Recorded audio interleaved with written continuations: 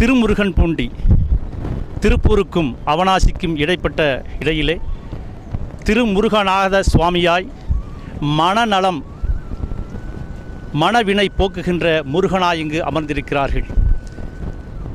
இதுக்கு என்ன சிறப்பு என்றால், நமது சிவமந்தர சுவாமி அவர்கள் முதலிலே இந்த விநாயகரை வழிபட்டுத்தான் தன்னுடைய ஆன்மீக பணிகளுக்கும் பொது பணிகளுக்கும் இங்கே வித்திட்டார்கள்.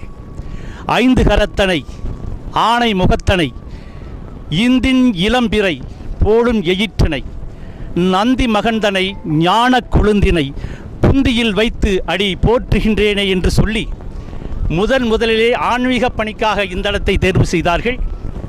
அந்த நன்றியை மறக்காமல் இன்றும் இந்த கோயிலுக்கு வந்து இப்பொழுது இறைப்பணியாற்றுவதற்காக இறைவனை வேண்டி வணங்கிக் கொண்டிருக்கிறார்கள்.